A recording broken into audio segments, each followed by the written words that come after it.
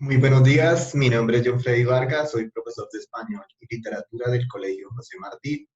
Estamos aquí en una nueva oportunidad que nos brinda el IDEP, Aprende en Casa, y hoy vamos a trabajar un tema que está muy de moda, pero que poco hemos aterrizado en la escuela, y es el tema de la ciencia ficción en la escuela. ¿Listo? Entonces, bienvenidos. Vamos a trabajar hoy el tema de la ciencia ficción en la escuela. En este momento les voy a compartir pantalla y vamos a empezar a trabajar ese tema. Espero que les guste, espero que se animen a leer ciencia ficción, no solamente a ver películas de ciencia ficción, sino a leer ciencia ficción y a tener una mirada de anticipación y especulación frente a la vida basado en relatos de ciencia ficción. ¿Listo? Iniciar la presentación. Un momento. Bueno, estamos aquí nuevamente. Literatura de ciencia ficción, Aprende en Casa, Colegio José Martí, pero también invitados estudiantes o público de otros colegios o de otros lugares. Esta presentación o esta clase va dirigida a estudiantes de grado séptimo, octavo y noveno, y hace parte de la estrategia Aprende en Casa. Vamos con el primer cuento de Ray Bradbury, que es El dragón. Dragón, de Ray Bradbury. En voz de El hombre de bronce. La noche soplaba en el escaso pasto del mar. No había ningún otro movimiento. Desde hacía años, en el casco del cielo, inmenso y tenebroso, no volaba ningún pájaro. Tiempo atrás se habían desmoronado los pedruscos convirtiéndose en polvo. Ahora, solo la noche temblaba en el alma de los dos hombres, encorvados en el desierto, junto a la hoguera solitaria. La oscuridad les latía calladamente en las venas, les golpeaba silenciosamente en las muñecas y en las sienes. Las luces del fuego subían y bajaban por los rostros despavoridos y se volcaban en los ojos como tirones enarranjados. Cada uno de los hombres espiaba la respiración y fría y los parpadeos del lagarto del otro. Al fin, uno de ellos atizó el fuego con la espada. ¡No, idiota! ¡Los delatarás! ¿Qué importa?, dijo el otro hombre. El dragón puede olernos a kilómetros de distancia. Dios, hace frío. Quisiera estar en el castillo. Es la muerte, no el sueño, lo que buscamos. ¿Por qué? ¿Por qué el dragón nunca entra en el pueblo? Cállate, tonto. Devora a los hombres que viajan solos desde nuestro pueblo al pueblo vecino. Que se los devore y que nos deje llegar a casa. Espera, escucha. Los dos hombres se quedaron quietos. Aguardaron largo tiempo, pero solo sintieron el temblor nervioso de los caballos, como tamboriles de terciopelo negro que repicaban en las argollas de plata de los testigos. Suavemente, suavemente. Ah, el segundo hombre suspiró. ¡Qué tierra de pesadillas! Todo sucede aquí. Alguien apaga el sol, es de noche. Y entonces, oh Dios, escucha. Dicen que este dragón tiene ojos de fuego y un aliento de gas blanquecino. El debe arder a través de los páramos oscuros. Corre echando rayos y azufre, quemando el pasto.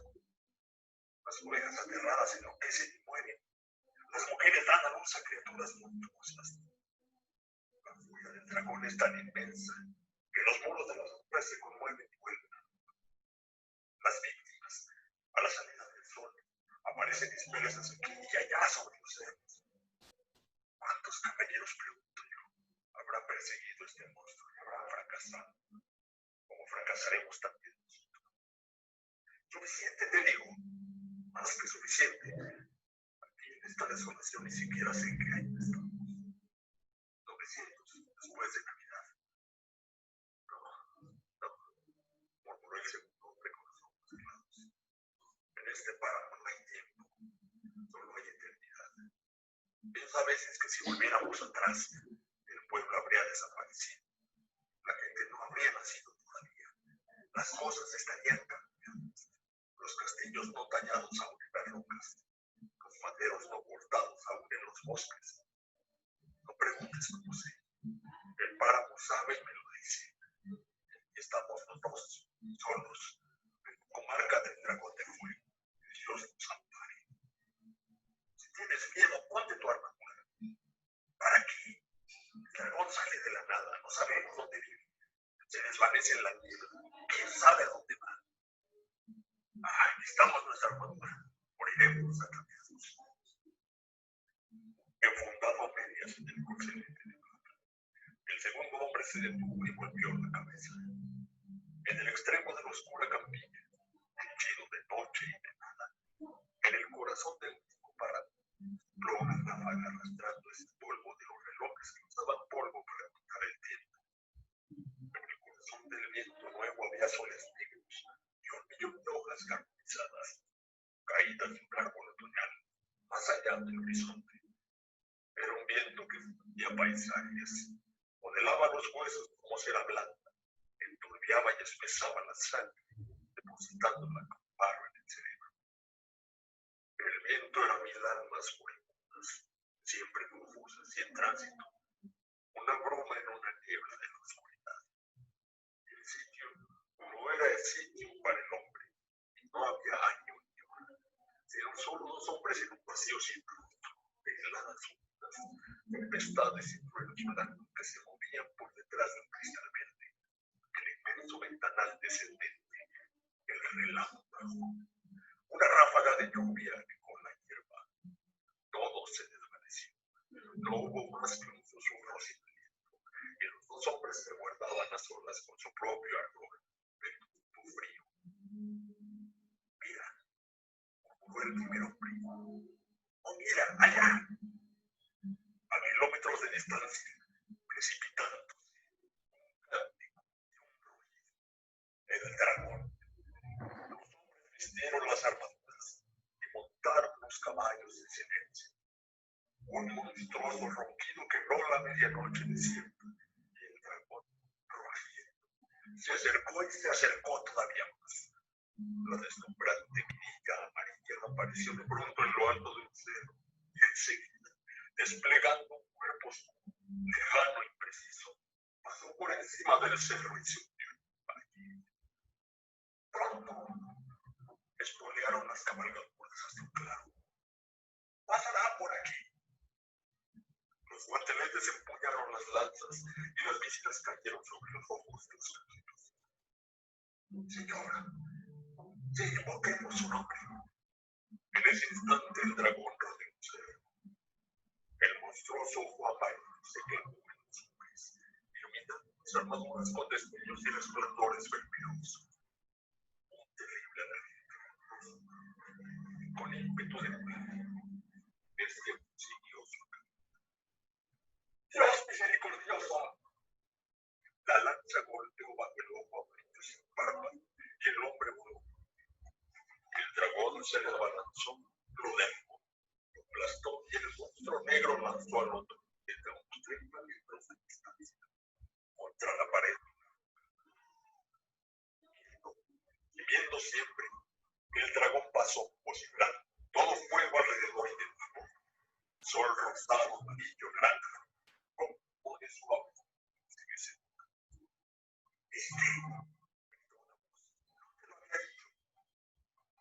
Y un caballero con armadura lo atropellamos. ¿Vas a detenerte? Me detuve una vez. No encontré nada. No me gusta detenerme en este páramo. Me pone la carne de gallina. No sé qué siento. Pero atropellamos algo. El tren silbó un buen rato. El hombre no se murió. Una ráfaga de llegaremos a Stuckel, horario.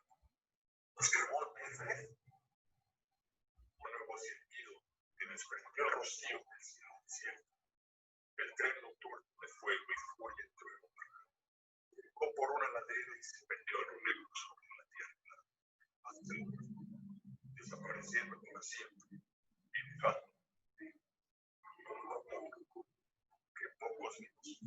se sumieron en el aire.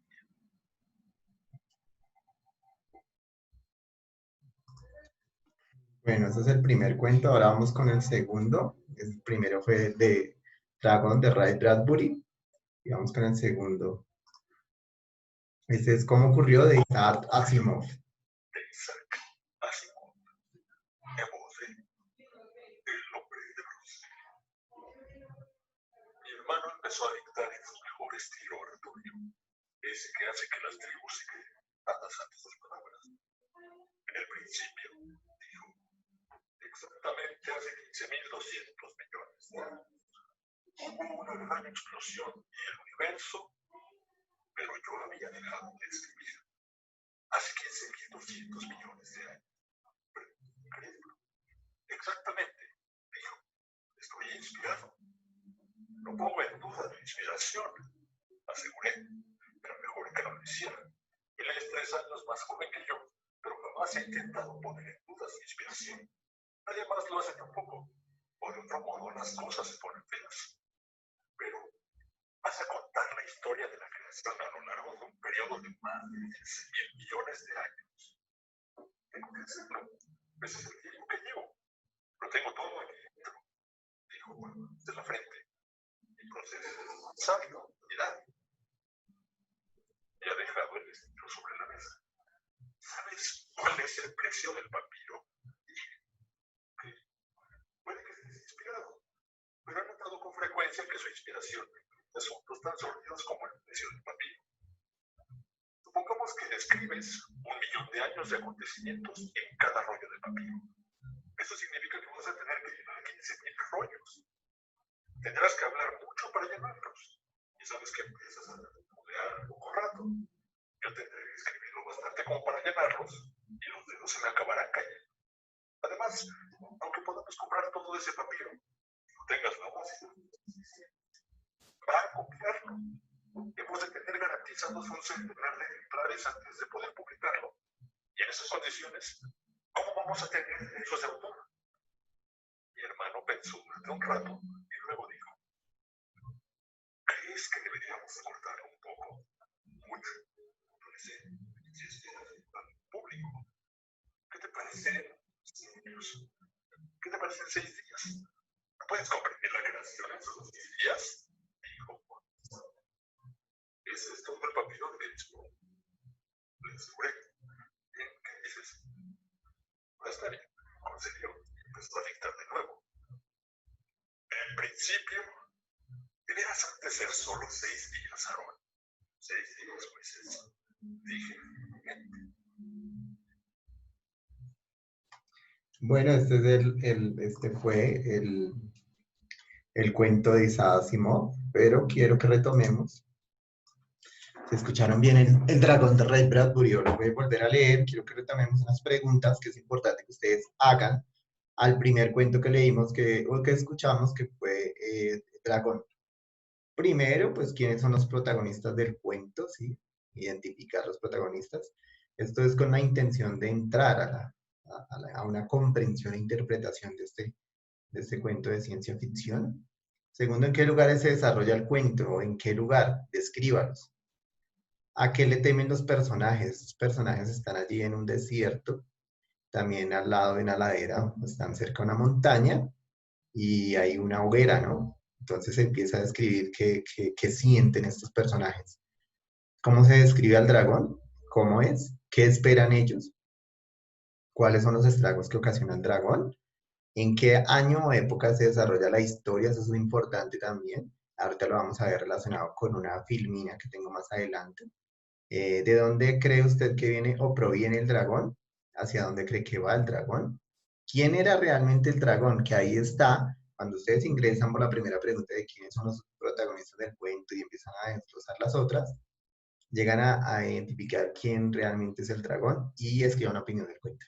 Esto es en cuanto al primero de Ray Bradbury.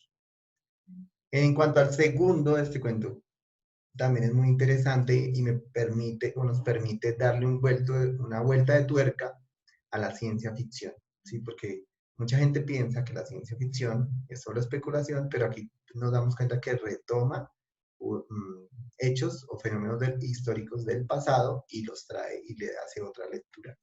Como en este cuento, que yo sé que es un poco complejo, es el de Asimov. ¿Quiénes son los personajes del relato? ¿Cuál es el tema del cuento?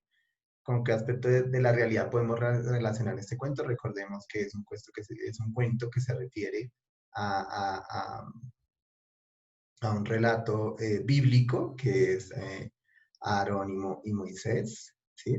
Y escribe una opinión sobre este cuento de Asimov, ¿listo? Ya después de ver estos cuentos, ¿sí? El primero del dragón y el segundo de cómo ocurrió, que es una pregunta histórica, ¿no? ¿Cómo ocurrió la creación de, de, del mundo, del universo, y cómo se condensa en los textos, ¿no? ¿A qué nos referimos con la ciencia ficción? ¿Qué creen ustedes que es la ciencia ficción? Aquí yo puse dos imágenes para unos más, aunque ustedes pueden poner otras o pensar en otras, para nosotros que somos de una generación, los supersónicos nos remiten a una idea de ciencia ficción, porque es una familia que vive en un futuro, ¿sí? Y en ese futuro la tecnología y la sociedad han evolucionado y han cambiado mucho. También tenemos Futurama, que como su nombre lo indica, es futuro, ¿sí? Y habla pues de esa sociedad del futuro.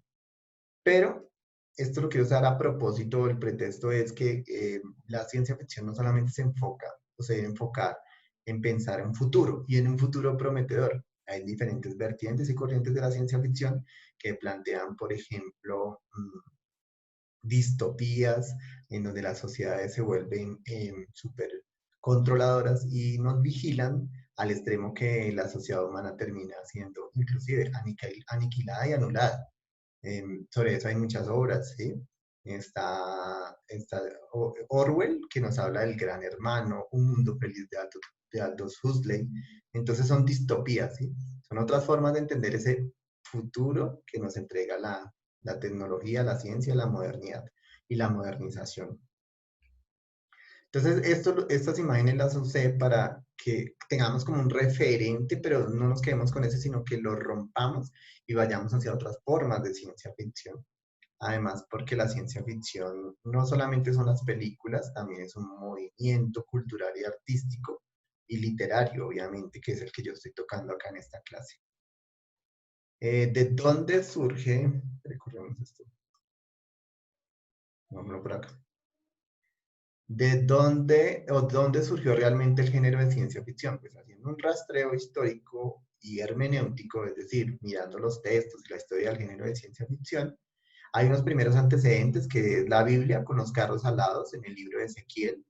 En Ezequiel 10:18 dice que entonces la gloria del Señor se elevó de encima del templo y se colocó sobre los seres alados o carros alados, ahí aparece como carros alados. Aquí vemos en esta imagen pues, que aparece un carro, ¿sí? Un objeto novedoso y es alado, que sobrevuela los aires. Y ya aquí podemos empezar a hablar como de unas ideas, una semilla muy incipiente e inicial de la literatura de ciencia ficción.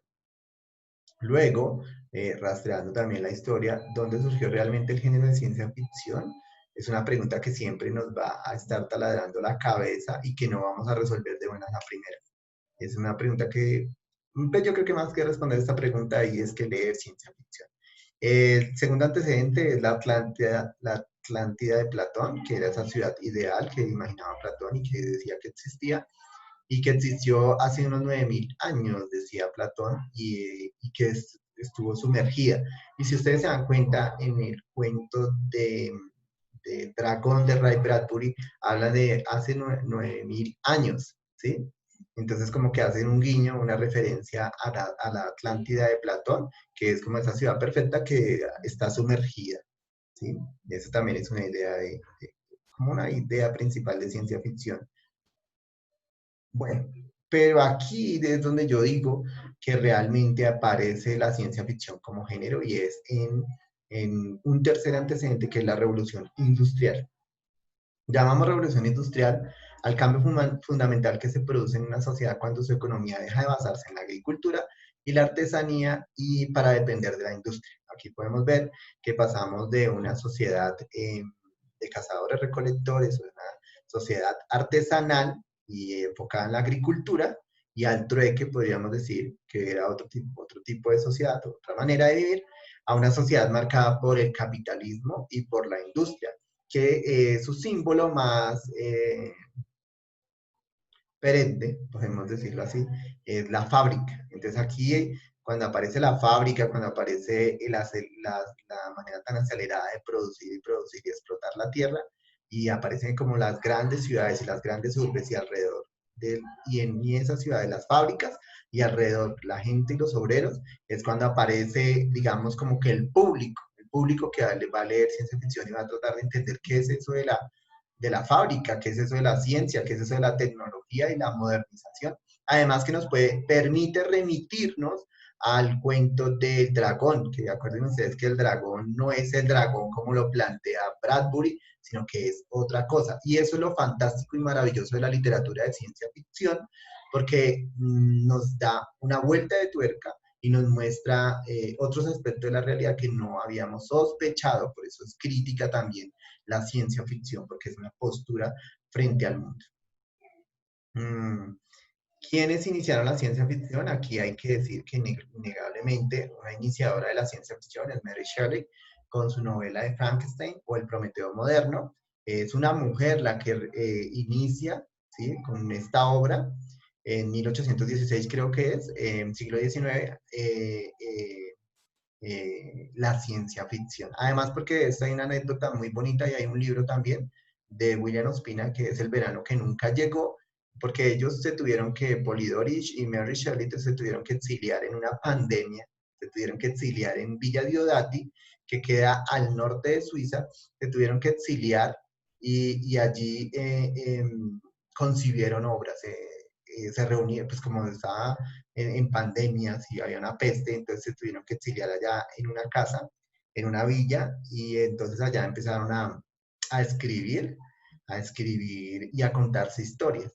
¿Sí? Como que la pandemia lo que hizo fue reencontrarse con ellos mismos, reencontrarse con la mitología, reencontrarse con la historia y empezar a crear, que es algo que deberíamos hacer nosotros, que estamos tan conectados en las pantallas, en la televisión, en las redes sociales, desconectarnos un momento y permitir que en la casa, hable esas otras voces o que aparezcan esas otras voces. Yo a veces llamo a mi abuela y le pregunto historias de allá del campo y utilizo también las redes para eso, ¿sí? No solamente para estar ahí eh, deslizando el dedo. Entonces es muy importante eso. Pero bueno, volvamos al asunto y es que Mary Shelley es como la iniciadora de la ciencia ficción con su obra Frankenstein. Luego, Julio Verne, un escritor francés considerado el fundador, pero pues realmente para mí es Mary Shelley, de la moderna literatura de ciencia ficción. Y aquí tenemos, por ejemplo, muchas obras que están representadas acá, como De la Tierra a la Luna, La Vuelta al Mundo en 80 días. Tiene otro que es de un submarino, de Nautilus, que por ahí hay una película de algo de Nemo. Pero también es un iniciador muy importante de la ciencia ficción, un continuador, ¿sí?, de la ciencia ficción, de la literatura de ciencia ficción.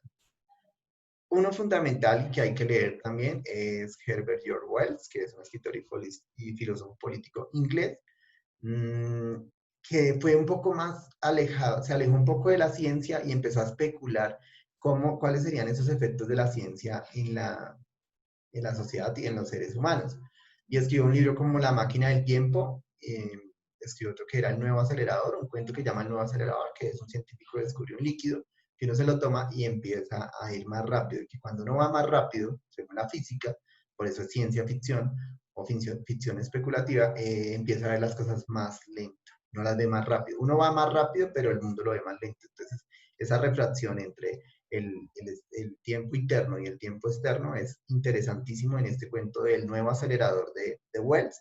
Y un libro que se llama La isla del Doctor Moreau, que es impresionante, recomendadísimo, de Wells, donde él convierte animales, trata de modificar genéticamente a los animales para darles forma de hombre. Entonces es importante. Los invito a que lean mucho a Wells si quieren empezar a leer ciencia ficción, que lean a Frankenstein, que lean a Julio Verne, y igual ustedes ya aquí tuvieron un inicio que es con Ray Bradbury y con Isaac Asimov. Pero bueno, ¿y de dónde viene el nombre de ciencia ficción? Fue Hugo Gerbatz, ¿sí? Hugo Gerbatz, que es un inventor, escritor y editor de ciencia ficción estadounidense, con estas revistas de Amazing Stories, que acuñó la etiqueta de ciencia ficción. Y esa etiqueta ya es problemática. Pero bueno, lo importante es que ustedes lean ciencia ficción, lean ciencia ficción. Aquí lo vemos a él con un invento, obviamente que la literatura de ciencia ficción nos permite ver la realidad con otros lentes, pero también nos permite crear objetos o pensar en objetos que sirvan para la humanidad o que sea, es muy plástica y muy creativa la literatura de ciencia ficción. Él creaba muchas cosas a partir de las lecturas que hacía de ciencia ficción. Aquí tenemos a nuestro escritor invitado hoy, y es Isaac Asimov, escritor estadounidense de origen ruso. La literatura de ciencia ficción rusa también es muy importante. Les recomiendo Solaris, de Stanislav Lem, que habla la historia de un planeta que piensa por sí solo. Y pues Asimov, pues, que tiene un legado impresionante, ya leyeron ustedes un cuento, pero él tiene muchísimas obras de ciencia ficción y les recomiendo también que lean Asimov. Tiene uno que se llama Yo Robot, que es, y creo que de eso hicieron una película con Will Smith. Otro fundamental también y que trabajamos hoy, invitado, es Ray Bradbury. Es un cuentista estadounidense conocido principalmente por sus libros de ciencia ficción y él tiene uno que se llama Crónicas Marcianas, tiene otro que se llama Fahrenheit 451 y tiene diferentes textos que es importante que los lean, como el dragón de el dragón. ¿Qué es el dragón aquí en este cuento? ¿Listo? De Bradbury. Y ahora sí, vamos ya para terminar, mis queridos lectores, internautas de los colegios distritales o de los colegios privados también invitados a esta clase. Todo el mundo es invitado aquí a este espacio de LIDEP Aprende en Casa. Les traigo el reto de la semana y es un reto de ciencia ficción. Y es que primero lean ciencia ficción, ¿sí? Y segundo, pues diseñen un invento, un objeto que surja de su imaginación o de un sueño y plásmelo en un papel. ¿Sí? Es importante, muchas veces se nos olvida que las cosas, las grandes ideas empiezan con una hoja y con un lápiz, en una hoja y en un lápiz. Luego haga un modelo a escala de ese invento con material reciclado de su casa y envíelo al correo que aparece aquí en pantalla. Lo puede enviar a este correo. Y gracias, ponte a leer ciencia ficción, es el mensaje final. Y aquí esta niña que hizo este portacelular con unos vasos y aprovechando el material reciclado, no contaminando el mundo, y un twin hizo su portacelular. Entonces, den en cuenta cómo la ciencia ficción nos abre mundos. Adiós. Un saludo muy especial a todos mis compañeros y estudiantes del Colegio José Martí y para los que están viendo esta transmisión. Lean y vean ciencia ficción. Gracias.